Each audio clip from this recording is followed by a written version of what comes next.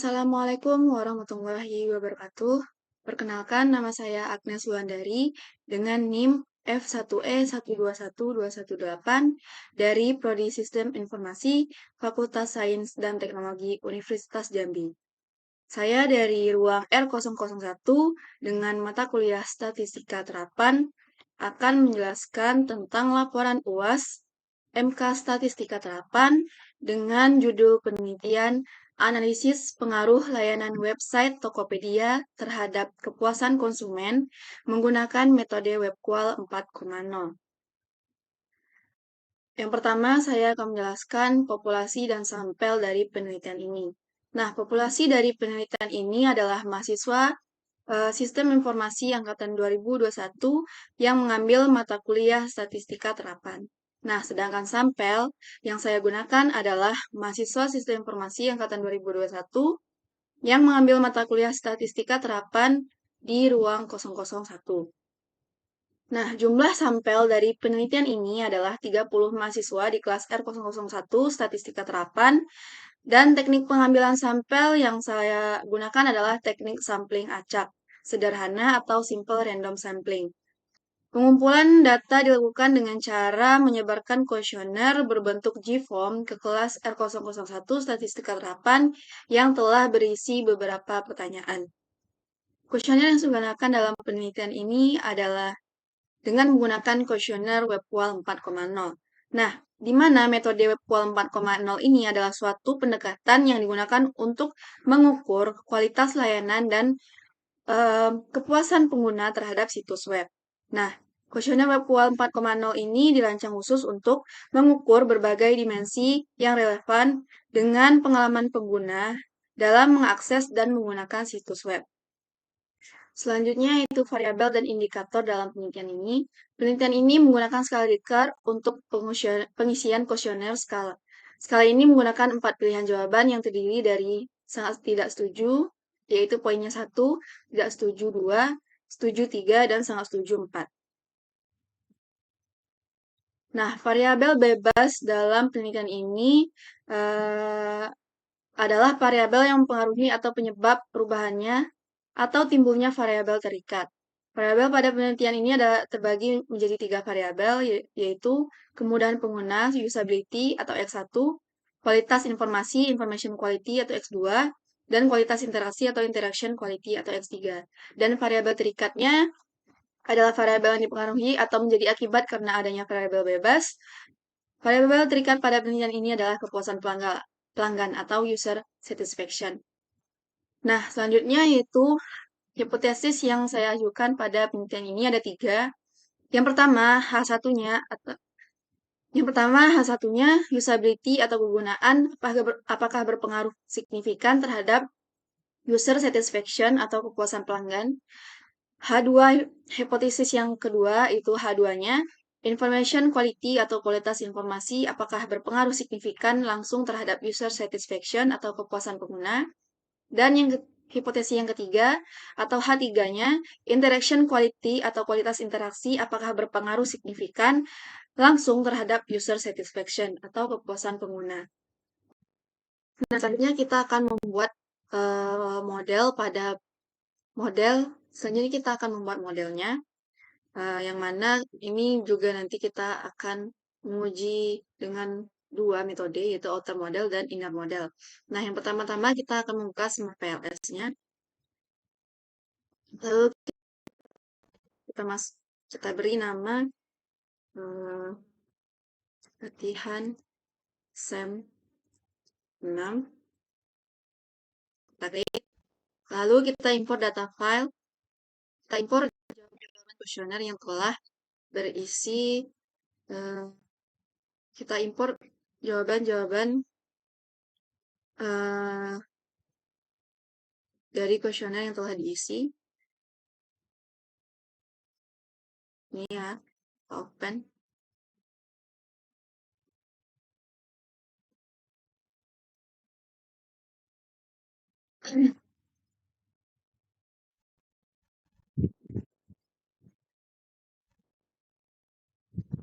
Ini lalu kita import.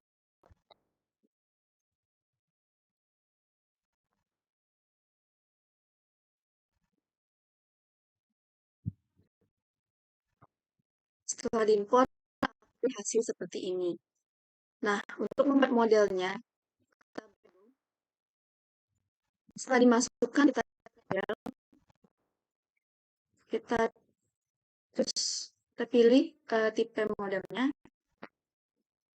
kita pilih PLS SEM, lalu kita buat nama Java Versionet Tokopedia yang ke-6. Kita save.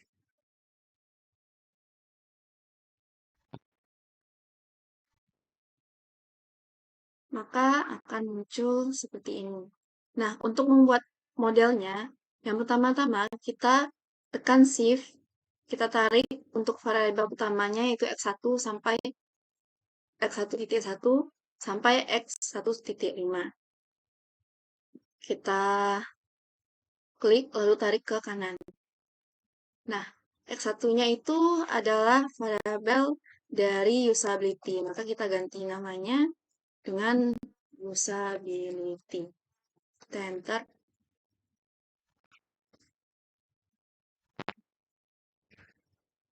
Nah, selanjutnya kita akan lanjut. Kita buat model untuk X2-nya. Kita tekan Shift, tarik sampai X2.5. Kita tarik sampai ke kanan. Nah, variabel X2 ini adalah variabel dari information quality. Jadi kita ganti dulu namanya dengan information quality. Enter. Kita rapikan.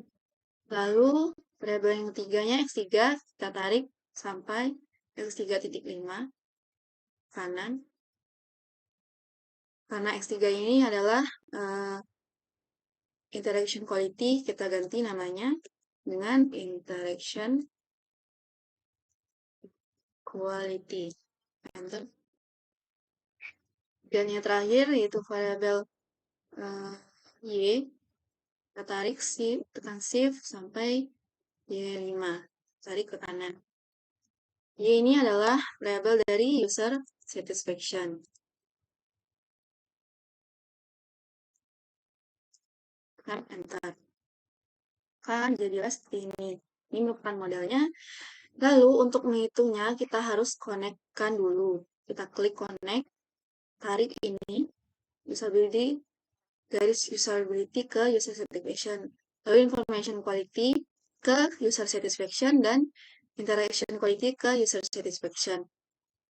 Lalu kita klik calculate, kita klik PLSM algorithm. Hitungnya start calculation.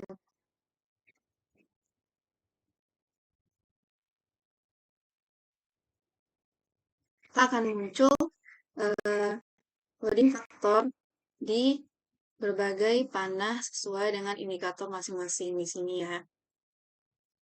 Kita lihat dulu.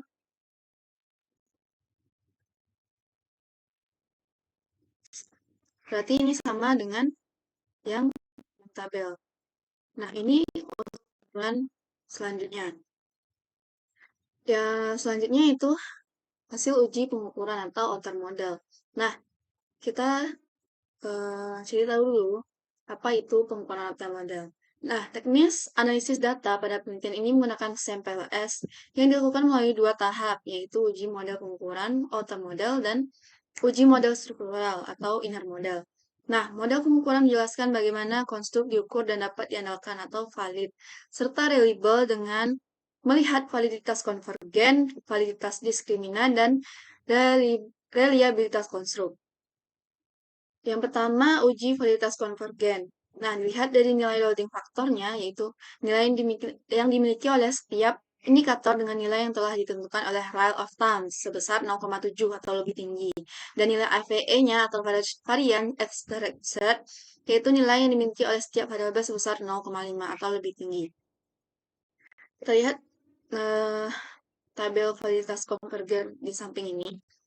Nah, ini merupakan nilai loading faktor nilai-nilai dari loading faktor setiap indikator, yaitu dari nilai model yang telah kita buat ini 0,69, 0,925, 839, 795, 759, 793, dan pada variabel X2-nya 0,738, dan seterusnya. Nah, kita lihat tadi pada loading faktor nilai yang dimiliki oleh setiap indikator, nilai yang telah ditentukan oleh randomnya sebesar 0,7. Kita lihat di LSM di sini. Ada di variabel pertama yaitu usability, indikator yang X1.1-nya tidak menyampai 0,7. Lalu di variabel kedua, information quality, itu di atas 0,7 semua. Di variabel interaction quality, X3.2 dan X3.3 dan X3.4 itu di bawah 0,7. Dan pada variabel user satisfaction-nya itu ada Y1 dan Y2 di bawah 0,7.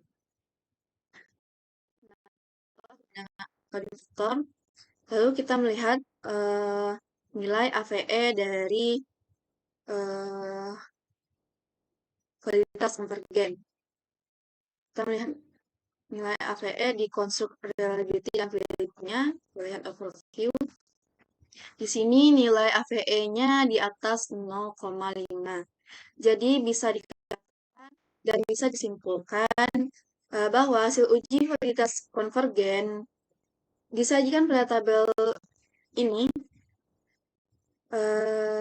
dapat dilihat bahwa ada beberapa indikator loading faktornya di bawah 0,7 yang seperti yang kita katakan sebelumnya, yaitu indikator X1.1, X2.3, X3.2, X3.3, X3.4, X3.5, Y1, dan Y2.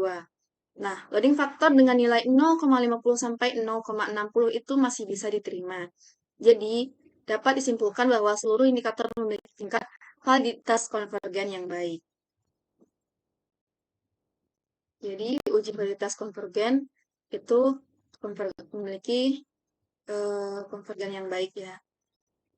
Selanjutnya, kita akan menguji validitas diskriminan pada outer model. Nah, pengujian validitas diskriminan dapat dilakukan dengan melihat nilai dari cross-loading, di mana indikator yang mengukur variabel, nilai korelasinya harus lebih besar dibanding dengan korelasi dari variabel lainnya, serta nilai dari cross-loading harus 0,7 atau lebih. Nah, kita lihat di sini, di tabel hasil uji diskriminan, dan ini screenshot yang telah saya buat. Kita lihat di Smart PLS-nya, kita klik diskriminan validity di sini, untuk melihat cross-loading-nya. Nah, kita lihat yang pertama yaitu variabel X1 atau usability 0,696. 0,696 kita lihat variabel lain lebih rendah ya daripada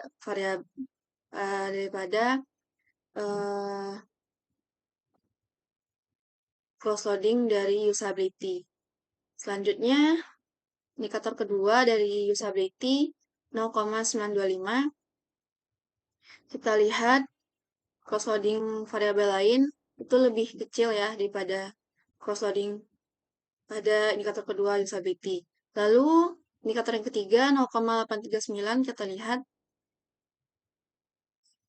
kita lihat ternyata ada yang lebih besar dari cross-loading usability, yaitu pada variabel user satisfaction 0,870. Kita lihat dulu yang lain. Indikator X1.4-nya 7,59 usability. Kita lihat pada cross-loading lain ternyata lebih tinggi ya usability. Selanjutnya itu X1.5, indikator yang kelimanya 0,793. Kita lihat lebih tinggi daripada cross-loading yang lain. Lalu selanjutnya yaitu information quality, X2.1-nya 0,738, lebih besar ya daripada cross-loading yang lain. X2.2-nya 0,801, lebih besar dari cross-loading yang lain. 0,663, X2-nya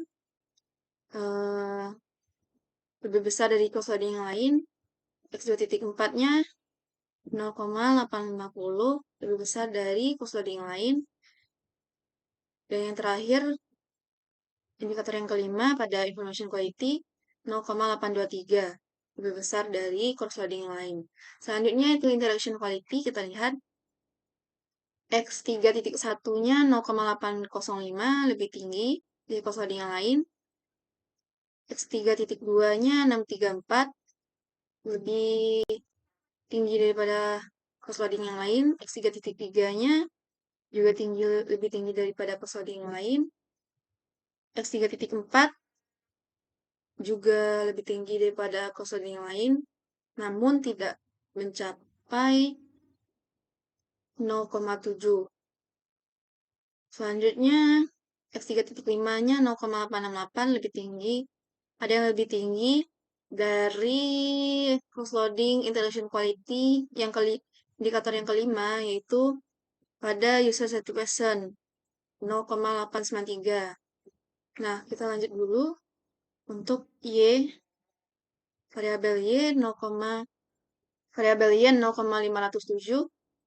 Ternyata ada yang lebih tinggi dari variabel user satisfaction indikator yang pertama, yaitu pada interaction quality. Selanjutnya 0,637 juga ada yang lebih tinggi cross loadingnya daripada user satisfaction, yaitu 696 pada usability. Selanjutnya 0,884 ada yang lebih tinggi juga, yaitu pada bagian 0,925 pada bagian usability. Selanjutnya 0,870 pada indikator yang keempat, variabel Y. Ini cross loadingnya lebih tinggi ya. Selanjutnya yang terakhir 0,893 lebih tinggi daripada cross loading yang lain. Nah, bagaimana jika ada cross loading pada suatu variabel lebih tinggi dari variabel lainnya dan di bawah 0,7? Nah, setelah saya cari di internet, jika dalam pengujian validitas diskriminan nilai cost loading dari indikator yang mengukur suatu variabel tidak mencapai 0,7 atau nilai korelasinya lebih kecil dibandingkan dengan korelasi dengan variabel lainnya, hal ini menunjukkan adanya masalah dengan validitas diskriminan antara variabel tersebut. Nah, ada beberapa hal yang bisa kita lakukan. Yang pertama, pertimbangkan penghapusan indikator. Telusuri penyebabnya, cek reliabilitas. Nah, karena ini belum kita cek reliabilitasnya, maka kita akan lanjut dulu kepada uji reliabilitas. Nah, uji reliabilitas diukur dengan dua kriteria, yaitu dengan Cronbach alpha dan composite reliability. Menurut Ghazali, penggunaan Cronbach alpha untuk menguji reliabilitas konstruk akan memberikan nilai yang lebih rendah. Sehingga untuk menguji suatu konstruk lebih disarankan menggunakan composite reliability. Pada Smart PLS atau pada tabel di bawah ini, composite reliability-nya sudah tertera, tapi kita akan melihat kembali pada Smart PLS ini. Kita lihat pada bagian construct reliability. Kita lihat Cronbach alpha-nya yaitu di atas 0,7 semua. 0,7 semua, information quality-nya 0,834.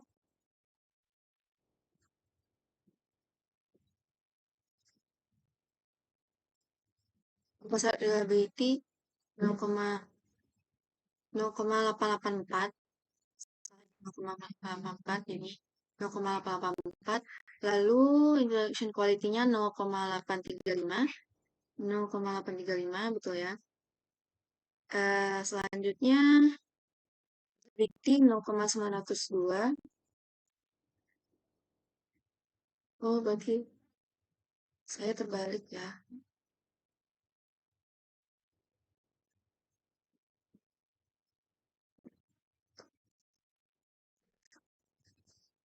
Empat, 902, 84.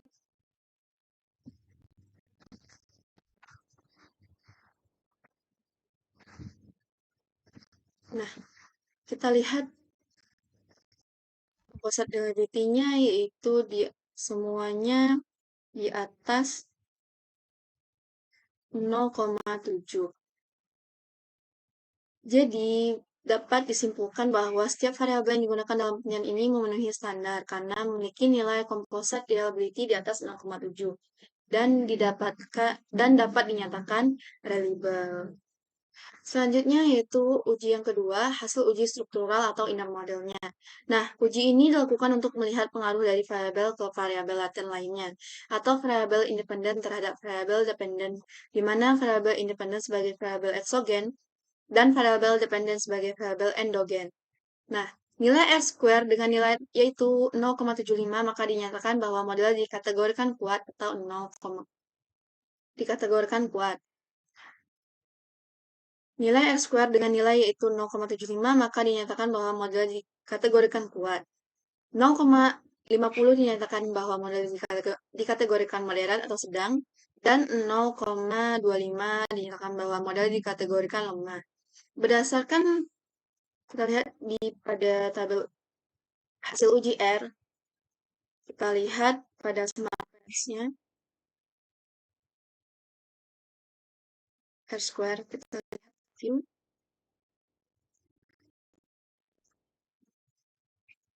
R-square-nya itu 0,948. Jadi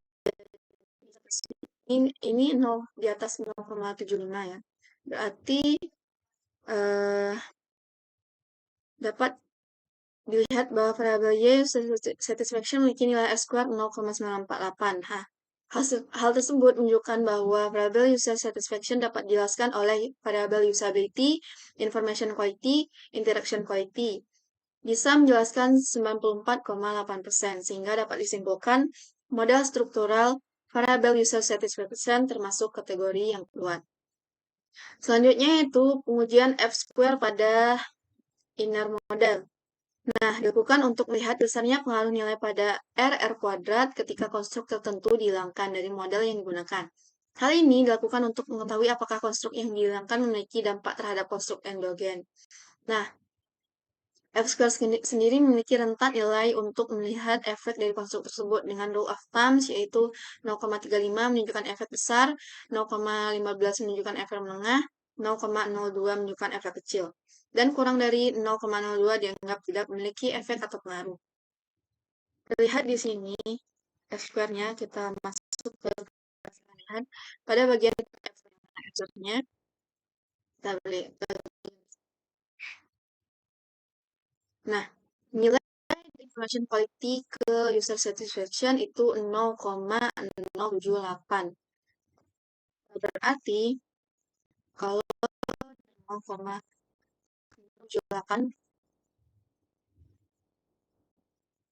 0,078 berarti efek yang kecil ya. Efek yang kecil. Selanjutnya yaitu interaction quality dengan user satisfaction. Nilai F-square-nya 0,523.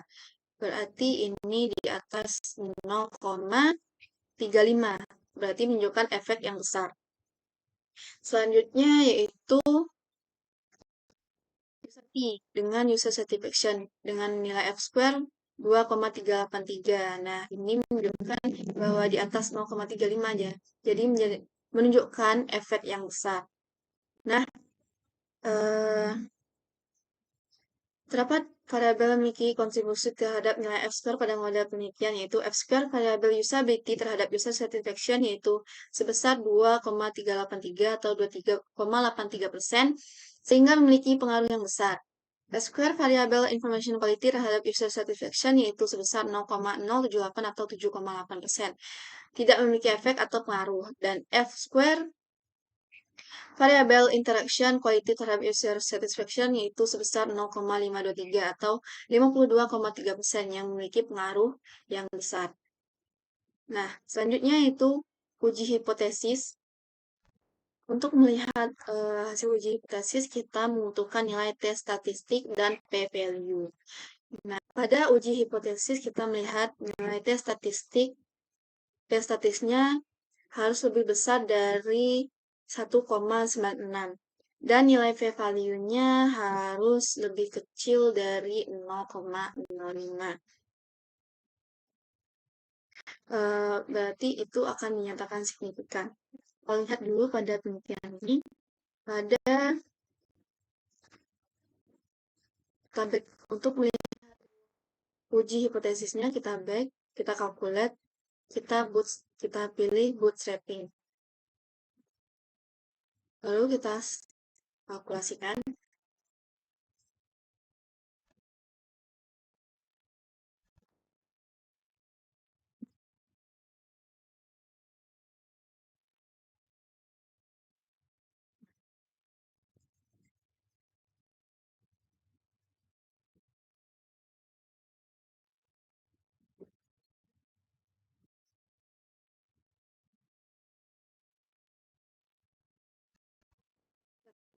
Hasilnya,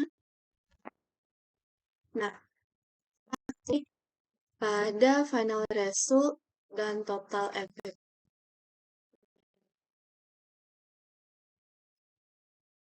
Di sini kita lihat T statistik dari usability ke user satisfaction-nya yaitu dengan nilai 6,085, di mana ini lebih tinggi daripada nilai panduannya yaitu 1,96.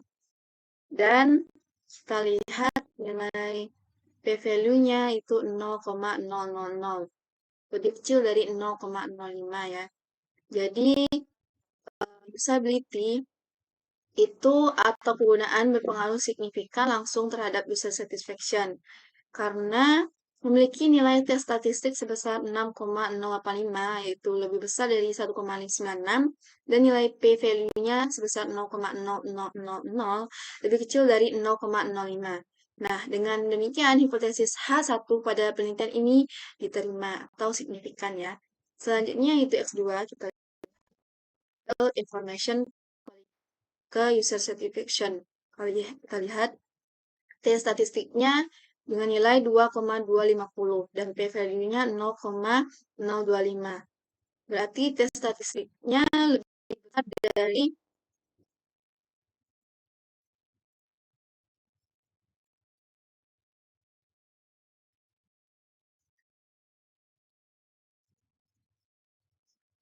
salah ya. Berarti information quality ya. Information quality ke user satisfaction. Selanjutnya yaitu information quality ke user satisfaction. Kita lihat nilai T statistiknya 0,985. Ini lebih kecil dari 1,96 dan p-value-nya 0,325. Lebih besar dari 0,05. Jadi bisa kita simpulkan bahwa H2 variabel information quality itu tidak signifikan karena memiliki nilai tes statistik sebesar 0,985. Seperti yang kita lihat tadi, itu lebih kecil dari 1,96. Nah, dan nilai p-value-nya sebesar 0,325, lebih besar dari 0,05. Nah, dengan demikian, hipotesis H2 pada penelitian ini ditolak, jadi tidak signifikan untuk variabel H2, untuk variabel information quality-nya. Selanjutnya itu hipotesis yang ketiga, H3, interaction quality. Kita lihat nilai di sini. Interaction quality ke user satisfaction, nilai tes statistiknya 2,250. Lebih besar dari 1,96 dan p-value-nya 0,025, lebih kecil daripada 0,05. Dan berarti interaction quality ini berpengaruh signifikan karena memiliki nilai tes statistik sebesar 2,250 dan lebih besar dari 1,96. Nilai p-value-nya sebesar 0,024 dan ini adalah nilai yang kecil dari 0,05.